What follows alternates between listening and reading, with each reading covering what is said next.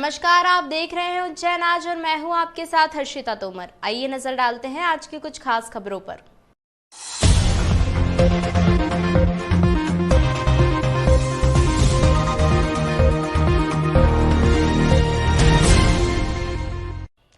हामूखेड़ी के समीप 3 पहिया वाहन ने एक 7 साल की बालिका और 6 माह की बालिका को मारी टक्कर, मौके पर ही हुई मौत। देवास रोड स्थित हामूखेड़ी के समीप 3 पहिया वाहन ने घर के बाहर खेल रही 7 साल और 6 माह की बालिका को टक्कर मार दी, जिससे दोनों की मौके पर ही मौत हो गई। बच्चों के माता पिता शव को लेकर जिला अस्पताल पहुंचे। यहां पोस्टमार्टम नहीं करवाने को लेकर उन्होंने जमकर हंगामा किया। इसके बाद अस्पताल में शव को लेकर निकले तथा हनुमान दास पेट्रोल पंप के यहां भी जमकर हंगामा किया। 3 थानों की पुलिस ने दोनों का पीछा कर शव को वापस पोस्टमार्टम के लिए जिला अस्पताल लेकर आई। छोड़ दूंगा, सीधे चले जाने देना। चलो बैठ। बोल तो ना बैठना बैठ। देख मेरी औलाद है, औलाद के लिए कुछ भी कर सकता हूँ मैं। तो है नहीं। 2 दिन पहले सोशल मीडिया पर वायरल हुए मारपीट के वीडियो के बाद हुई युवक के हत्या के आरोपियों को नीलगंगा थाना पुलिस ने हिरासत में ले लिया है। उज्जैन के नीलगंगा थाना क्षेत्र के अंतर्गत कुछ पशु मालिक आपस में पशु रखने को लेकर लड़ रहे थे। एक पक्ष ने दूसरे पशु मालिक पर डंडे और लाठियों से हमला किया। इस मामले का वीडियो सोशल मीडिया पर तेजी से वायरल हो गया, जिसमें एक युवक को 3-4 लोग मारपीट करते हुए दिखाई दे रहे हैं। घायल युवक को हॉस्पिटल में एडमिट किया गया था, जहां से उसे इंदौर रेफर कर दिया गया। वहां इलाज के दौरान उसकी मृत्यु हो गई थी। इससे थाना नीलगंगा पुलिस ने मामला दर्ज कर आरोपियों की धरपकड़ में तेजी कर दी थी। रविवार को मुखबिर की सूचना पर पुलिस ने 5 आरोपियों को हिरासत में ले लिया है और उनसे पूछताछ शुरू हुई। पूछताछ में आरोपियों ने बताया कि उनका गाय पालने को लेकर मृतक से विवाद होता था। यहीं थाना प्रभारी रविंद्र यादव का कहना है कि वायरल वीडियो में मृत युवक को वह बेरहमी से पीटते हुए दिख रहे थे। पुलिस ने मामले में धारा 302 का मुकदमा दर्ज कर आरोपियों को गिरफ्तार कर न्यायालय में पेश किया जाएगा। 28 को शाम को तकरीबन 4-4:30 बजे एक घटनाक्रम हुआ था, जिसमें कि 2 पशुपालकों के मध्य विवाद हुआ था। दोनों ही आरोपी और फरियादी पक्ष दोनों ही पशुपालन करते थे। एक दूसरे पक्ष का ये सोचना था कि जो नगर निगम को जो उनके पशु पकड़ती है वो एक दूसरे को मतलब शिकायत करके एक दूसरे को पकड़ाते थे। इसी बात पे उनमें विवाद हुआ, जिसमें जो है एक पक्ष के साथ ज़्यादा मारपीट हुई थी। उसमें से एक व्यक्ति जो गोविंद था, उसकी परसों जो है इंदौर में इलाज के दौरान डेथ हो गई थी, जिसमें जो है 302 का प्रकरण पंजीबद्ध किया गया था। कल उस प्रकरण के 5 आरोपी नामजद थे, जिनमें 4 आरोपियों को जो है गिरफ्तार किया गया और उनसे घटना में प्रयुक्त जो भी आला जरार वगैरह थे वो भी बरामद किए गए हैं। आज उनको हम लोग माननीय न्यायालय प्रस्तुत। ग्राम सुलिया टिप्पा में अल सुबह घटिया पुलिस ने दबिश देकर काली सिंध नदी के किनारे से भारी मात्रा में कच्ची शराब व सामग्री जब्त की है। रविवार सुबह 6 बजे के लगभग घटिया थाना प्रभारी विक्रम सिंह चौहान ने अपनी टीम के साथ थाना क्षेत्र के ग्राम सुलिया टिप्पा में अवैध रूप से बनाई जा रही कच्ची शराब के अड्डों पर दबिश मारी। थाना प्रभारी विक्रम सिंह चौहान ने जानकारी देते हुए बताया कि सूचना मिली थी कि सुलिया टिप्पा में मोगिया समाज के लोगों द्वारा अवैध शराब बनाने का काम किया जा रहा है। सुबह 6 बजे के लगभग टीम के साथ दबिश मारी गई, जिसमें काली सिंध नदी किनारे कुछ लोगों द्वारा कच्ची शराब बनाई जा रही थी, जहां से 75 लीटर कच्ची शराब व बड़ी मात्रा में महुआ लाहन व शराब बनाने के उपकरण जब्त किए गए। वह लाहन को मौके पर ही पंचनामा बनाकर नष्ट किया गया है। कच्ची शराब के 15-15 लीटर के डिब्बों को जमीन में गाड़ रखा था। टीम ने बड़ी संख्या में जमीन से खुदवाकर डिब्बों को जब्त किया। मौके से एक आरोपी को गिरफ्तार किया गया है व 6 आरोपी फरार हो गए हैं, जिनकी तलाश के लिए टीम लगाई गई है। Byte Vikram Singh Chauhan complete. श्रीमान पुलिस अधीक्षक महोदय के लगातार निर्देश मिल रहे थे कि ग्रामीण क्षेत्रों में आपराधिक गतिविधियों पर रोकथाम पूरी तरह से हो। इसी निर्देशों के पालन में श्रीमान अतिरिक्त पुलिस अधीक्षक महोदय श्री आकाश भूरिया साहब ग्रामीण एवं एसडीओपी महिदपुर श्री राय साहब के मार्गदर्शन में एक सूचना प्राप्त हुई थी कि थाना क्षेत्र अंतर्गत ग्राम सुलिया टिप्पा है, जहां पर मोगिया समाज के लोग काफ़ी समय से अवैध कच्ची शराब बनाने का कार्य बड़े स्तर पर कर रहे हैं। इसी सूचना को तकनीकी साक्ष्यों के आधार पर उन्नत करते हुए आज मेरे द्वारा समस्त थाने के स्टाफ को लेकर मौके पे जाके दबिश दी गई ग्राम सुलिया टिप्पा में। तो काली सिंध नदी के किनारे कुछ लोग हाथ भट्टी कच्ची महुआ शराब बनाते हुए पाए गए। शराब बनाने की जो सामग्री है संपूर्ण वो भी विधिवत पंचनामा उपरांत तैयार की गई है। आरोपियों के विरुद्ध अपराध 34(2) का आबकारी एक्ट का पंजीबद्ध कर विवेचना में लिया गया है। पूर्व मुख्यमंत्री कमलनाथ के बयानों से चल रहा सियासी भूचाल अब उज्जैन में भी पहुंच गया है। उज्जैन सांसद अनिल फिरोजिया ने भी कमलनाथ पर कसा तंज। अनिल फिरोजिया ने कहा कि कमलनाथ की उम्र 70 से अधिक हो गई है, उम्र का तकाजा है, उनकी बातों को गंभीरता से नहीं लेना चाहिए। जब से मध्य प्रदेश से कमलनाथ की सरकार गई है तब से वह सदमे में है। पूर्व केंद्रीय मंत्री और मध्य प्रदेश के सीएम रह चुके हैं, उन्हें ऐसी बातें बोलना शोभा नहीं देता है। गौरतलब है कि पूर्व सीएम कमलनाथ जब उज्जैन आए थे तब भी उन्होंने विवादित बयान देते हुए हनी ट्रैप मामले की पेन ड्राइव की बातें कही थी। उज्जैन दौरे के बाद मेहर माता मंदिर दर्शन करने के बाद कमलनाथ ने कोरोना को लेकर सरकार पर आरोपों की बौछार कर दी थी। आरोप लगाया था कि जनता को दिखाई देने वाले कोरोना के सरकारी आंकड़े झूठे हैं। प्रदेश में इन दिनों कोविड माफिया चल रहे हैं। अस्पतालों में बेड से लेकर दवाओं तक में कई गुना पैसे वसूले जा रहे हैं। कमलनाथ ने कहा था कि भारत महान नहीं बल्कि बदनाम है। हालात यह है कि विदेशों में अब भारतीय ड्राइवरों की टैक्सी में कोई बैठने को तैयार नहीं है। इसके लिए पीएम मोदी और उनकी सरकार जिम्मेदार है। माननीय कमलनाथ जी की उम्र हो गई 70+, तो उम्र का भी तकाजा है। मैं पहले भी कह चुका हूँ कि उनकी बातों का ज़्यादा गंभीरता से नहीं लेना चाहिए, और जब से कांग्रेस की सरकार मध्य प्रदेश से गई है तब से वो सदमे में भी है। तो वो कई बार अलग-अलग बातें करते हैं, और अब तो वो भारत को बदनाम कर रहे। जिस देश के वो माननीय केंद्रीय मंत्री रहे, जिस देश ने उनको इतना सम्मान दिया, प्रदेश में मुख्यमंत्री रहे, वो अपने ही देश के बारे में अगर ऐसी बात करेंगे तो ये वास्तव में सोचने का विषय है जनता जनार्दन का। आंधी तूफान से गिरे पेड़ों को हटाने जा रहे निगम जेसीबी चालक से पुलिस द्वारा मारपीट का मामला तूल पकड़ता जा रहा है। शुक्रवार को नगर निगम के जेसीबी चालक प्रभु खींची के साथ पुलिस जवानों द्वारा मारपीट की गई थी। इस घटना के विरोध में कर्मचारियों ने वर्कशॉप प्रभारी उमेश बैस के नेतृत्व में बृहस्पति भवन में निगमायुक्त क्षितिज सिंघल से मुलाकात कर विरोध जताया। कमिश्नर ने पुलिस अधिकारियों से चर्चा कर मामले में कार्यवाही करवाने का आश्वासन दिया है।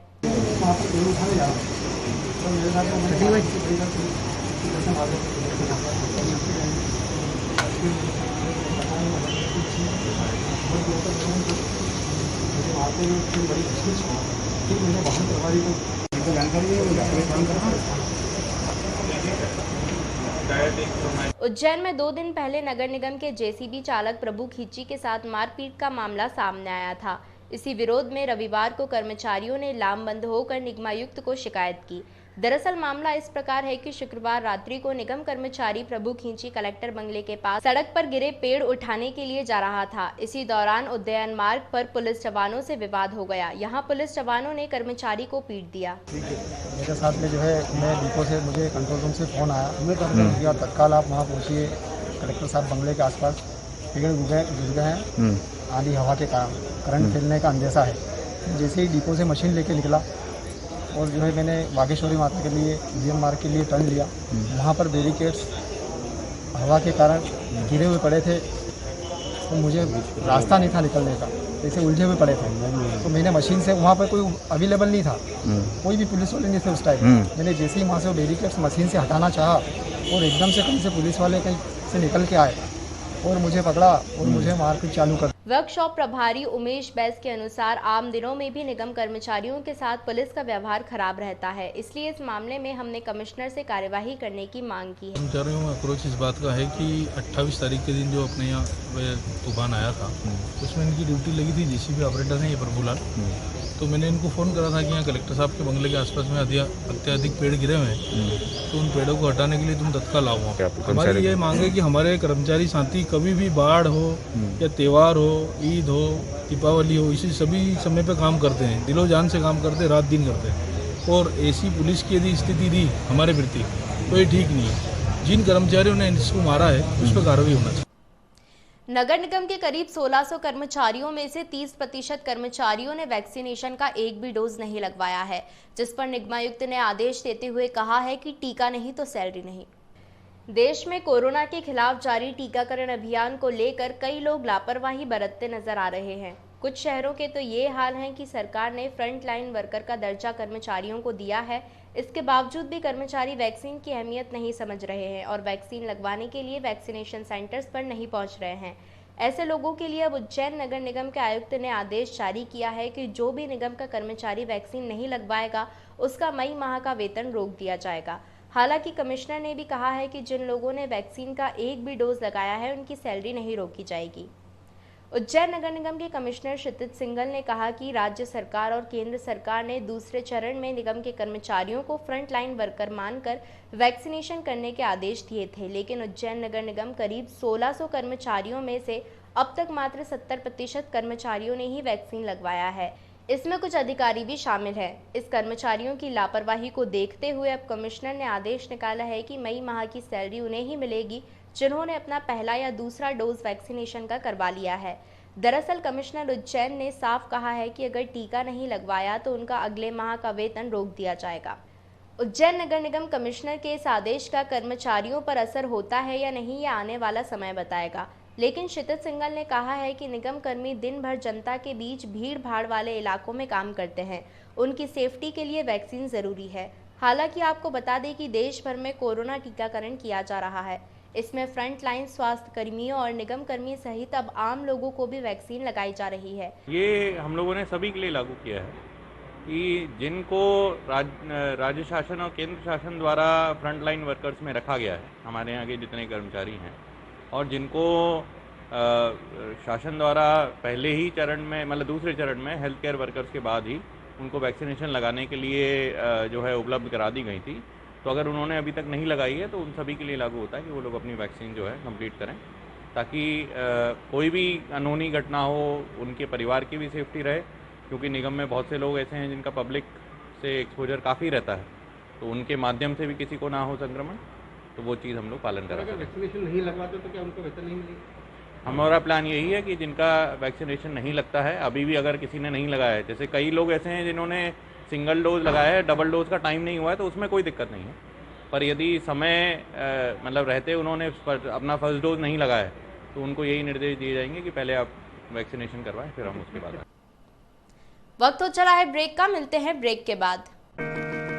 Kadambini children's academy CBSE affiliated hi-tech education centre. यहाँ स्टूडेंट्स के लिए है ऑडियो वीडियो टेक्निक से युक्त smart classes, remedial classes for weak students with best faculty. यहाँ 9th onwards optional subjects IT and retail है। यहाँ है rich library, chemistry lab, bio lab, physics lab और कंप्यूटर लैब भी। Different houses and co-scholastic activity भी। इसके अलावा yoga classes, karate classes, music classes, dance classes, art classes, special play area, साथ ही sports facility भी। विद्यार्थियों के आवागमन के लिए वाहन सुविधा भी है। यानी बच्चों के संपूर्ण विकास के लिए एक ही नाम, कादम्बनी चिल्ड्रंस एकेडमी, इंदिरा नगर, उज्जैन। अप्रैल 2020 में भी शहरवासियों से सिटी चैनल के माध्यम से कोरोना से लड़ने के लिए अपील की गई थी कि घर पर रहें, मास्क व सैनिटाइजर का उपयोग करें, सोशल डिस्टेंसिंग का पालन करें। इस बार भी इन सब बातों का ध्यान रखें, जरूरी हो तभी घरों से बाहर निकलें। संकट के ये दिन भी बीत जाएंगे। 1 जून से उज्जैन की कृषि उपज मंडी को शुरू करते हुए 200 ट्रॉलियों को पूर्व रजिस्ट्रेशन के आधार पर ही प्रवेश दिया जाएगा। साथ ही 3 जून से आलू प्याज मंडी भी शुरू की जा सकेगी। मंगलवार यानी 1 जून से चिमनगंज अनाज मंडी को शुरू किया जा रहा है। करीब 45 दिन बाद मंडी में दोबारा अनाज की नीलामी होगी। कोरोना लॉकडाउन खुलने के नियमों के तहत मंडी में प्रवेश देने की प्रक्रिया की जाएगी। सोमवार को अपर कलेक्टर और मंडी भार साधक अधिकारी अवि प्रसाद और मंडी सचिव अश्विन सिन्हा ने मंडी व्यापारियों, किसान प्रतिनिधियों, हम्माल संगठन के प्रतिनिधियों से चर्चा कर व्यवस्था बनाई।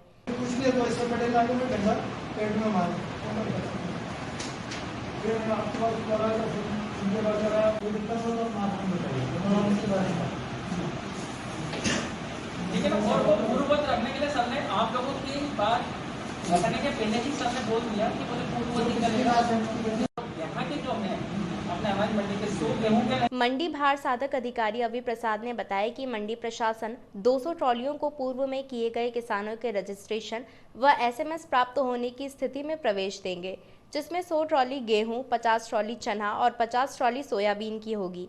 साथ ही इन ट्रॉलियों को बड़े टोल कांटे पर ही तोला जाएगा। किसानों के प्रवेश पर टेम्परेचर चेक होगा। साथ ही सोशल डिस्टेंसिंग का पालन करना होगा। मंडी में सुरक्षा और सफाई पर विशेष ध्यान देंगे। देखिए हम लोग 1 तारीख से जो है वो अनाज मंडी शुरू करेंगे और 3 तारीख से निर्णय हुआ है कि सब्जी मंडी शुरू की जाएगी। आज हम लोगों ने बैठक बुलाई थी जिसमें कि जो है वो किसानों के प्रतिनिधि, व्यापारी और हमाल प्रतिनिधि सभी इसमें उपस्थित थे।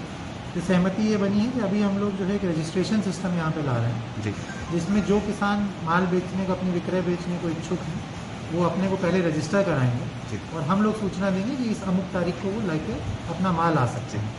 और अभी एक सीमा हम लोगों ने तय करी है कि 100 ट्रॉली जो है वो गेहूँ की आ सकती है, 50 जो है वो चने की और 50 सोयाबीन की, और इसी तरह की लहसुन और प्याज के लिए भी व्यवस्था।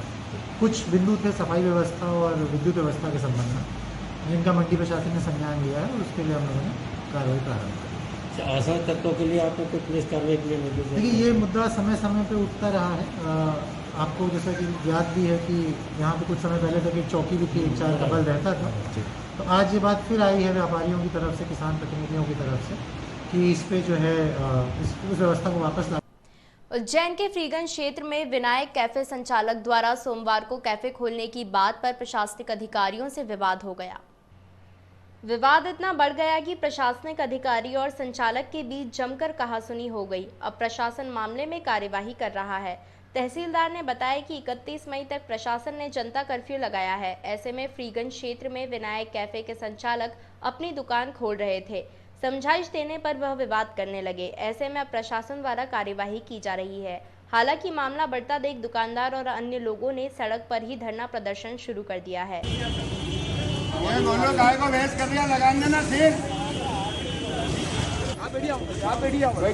चाय वाला थोड़ी है ये। पूरा शहर का एक ही होता, उनका कोई क्षेत्र नहीं होता। हमने उधर चलिए चक्कर। दुकान संचालक प्रशासन के सामने ही सड़क पर धरने पर बैठ गए और प्रशासन की कार्यवाही का विरोध करने लगे।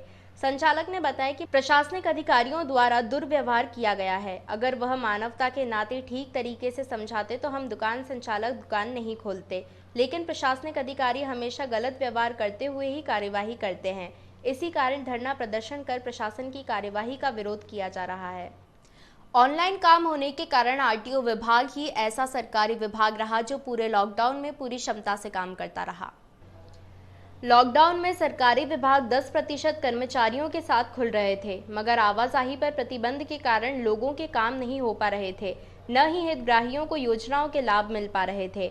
मगर आरटीओ विभाग ऐसा सरकारी विभाग रहा जहां आवेदकों के सारे काम होते रहे, जिसका कारण विभाग के नवीन लाइसेंस, परमिट, परमिशन, फिटनेस सहित टैक्स भरने के सब काम ऑनलाइन होते हैं। आरटीओ संतोष मालवीय ने बताया कि विभाग के कार्यालय में भले ही 10% कर्मचारियों की उपस्थिति रही, मगर लोगों के ऑनलाइन आवेदनों पर कार्यवाही 100% रही। ये आप देख रहे हैं कि इस महामारी के दौर में सभी लोग जो है आपसी संपर्क से बच रहे हैं और इन्हीं को ध्यान में रखते हुए शासन के दिशा निर्देश अनुसार जो है हम हमारे ऑफिस के ऑनलाइन काम जो है अंदरूनी कार्य है वो निपटा रहे हैं और किसी को ऑफिस कम से कम आना पड़े ये कोशिश की जा रही है और हम उसमें सफल भी हो रहे हैं इस बीमारी को रोकने के लिए। चिमनगंज मंडी के व्यापारी ने कलेक्टर और उच्च शिक्षा मंत्री से मिलकर धन्यवाद ज्ञापित किया। चिमनगंज अनाज मंडी के व्यापारी द्वारा उज्जैन कलेक्टर आशीष सिंह और उच्च शिक्षा मंत्री डॉक्टर मोहन यादव को धन्यवाद ज्ञापित किया। अनाज मंडी में खरीदारी का कार्य शुरू होने वाला है। इसी बात को ध्यान में रखते हुए मंडी में कार्य करने वाले व्यापारियों को वैक्सीन लगवाना और मंडी प्रांगण में सैनिटाइजेशन करवाकर ही मंडी खोले जाने पर व्यापारियों ने धन्यवाद दिया। शैलेंद्र बुंदेला, रमेश अग्रवाल के साथ मंडी व्यापारी मिले। विगत हम 5-6 दिन पहले कलेक्टर साहब से मिलने आए थे और हमने हमारे व्यापारी, हमाल, तुलावटी और मंडी कर्मचारियों की समस्या जो वैक्सीनेशन लगना है, जो 1 तारीख से मंडी चालू होने का शासन की गाइडलाइन है, उससे पहले हमने उनको कहा था कि माननीय जिलाधीश महोदय आप हमारे यहाँ पर सभी लोगों को जो 18 साल से ऊपर के हैं उनको वैक्सीनेशन का कार्यक्रम करा दें, जिससे कि ये संक्रमण है वो हमारे से अन्य गांव वालों को तक न पहुंच पाए। इसलिए हम लोग वैक्सीनेटेड हो जाएंगे तो पूरे सभी लोग सुरक्षा की दृष्टि से ये कार्यक्रम अच्छा रहेगा। तो उन्होंने हमारी बात मान ली थी और एक पूरे मंडी को सैनिटाइज करने का हमने उनसे निवेदन किया था, उन्होंने भी वो बात मान ली थी। कल सैनिटाइज भी हो गया है तो हम उनका धन्यवाद देने के लिए आए थे। बारिश और तूफान के बाद पेड़ों के गिरने से मक्सी रोड उद्योगपुरी इंडस्ट्रियल एरिया में 3 दिन से काम ठप पड़ा है। यहां पर 3 दिन से लाइट नहीं है, जिसके कारण उद्योगपतियों को करोड़ों रुपए का नुकसान हुआ है।